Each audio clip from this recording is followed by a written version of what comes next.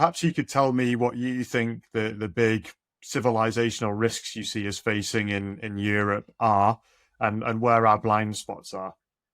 So just to put, just to make that clear, so I'm not a climate skeptic. I believe very much that we have climate change, and I even think we should prepare for climate change happening faster than we have anticipated.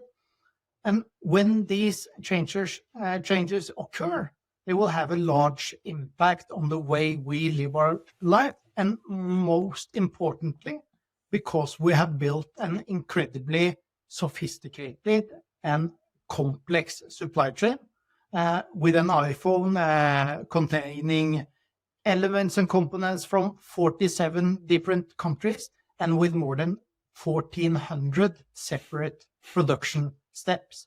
And when you put drought, flooding, hurricanes, and wildfires into such a system, then the system becomes vulnerable. And if you further add demographic decline and a geopolitical rivalry, then you need to make some extra precautions. And many are now saying that the world is at an inflection point. But I think that very few have really grasped the true meaning of the phrase. So I will just talk a little bit about that. The phrase inflection point was coined by Andy Grove, lifelong CEO of Intel, and by many seen as the guy who drove the entire growth phase of Silicon Valley. He was also author of the book Only the Paranoid Survives.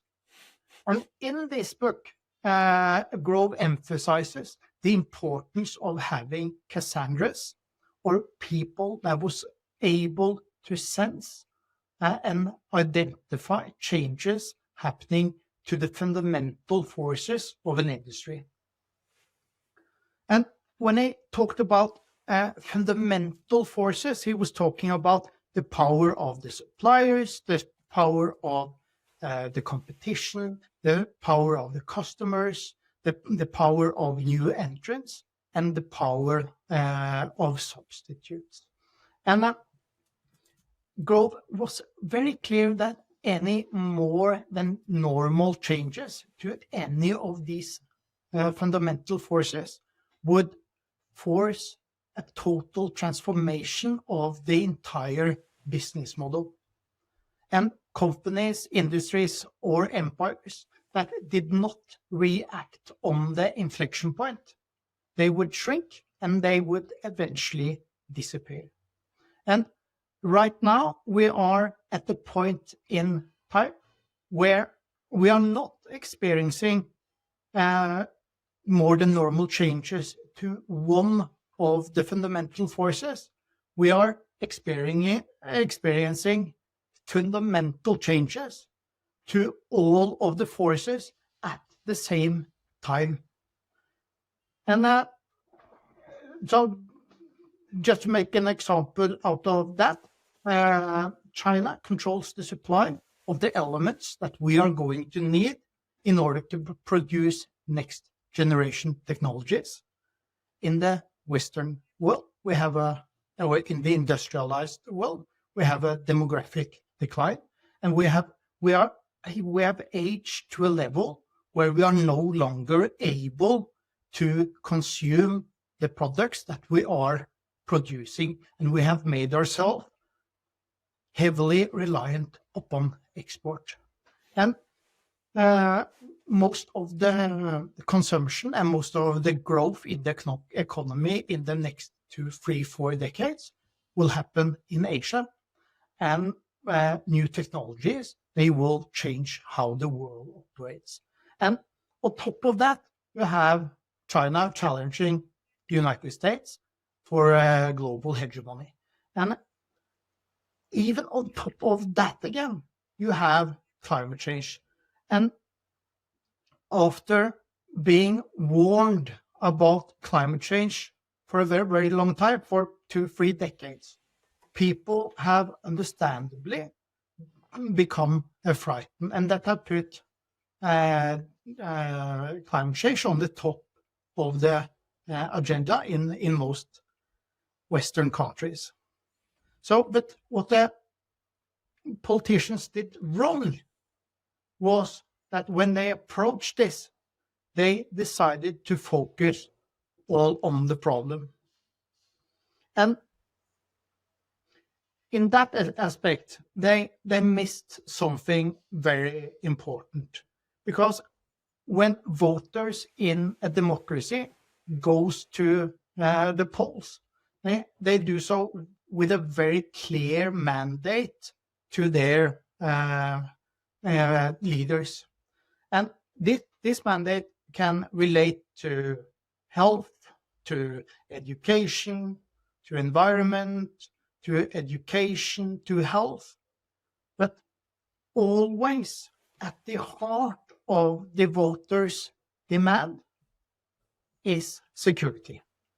People want to be safe. And that is where we missed. And so in addressing climate change, my opinion is that the politicians that we have and the leaders that we have today, they forgot their mandate, and they put all their attention on the problem, and the problem being carbon. All kinds of solutions were put into play to solve the carbon problem.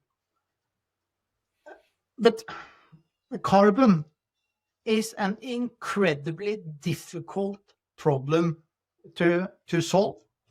And it means, in addition to cutting back on fossil fuels, you also need to deny the developing countries the same benefits that China has experienced from increased wealth.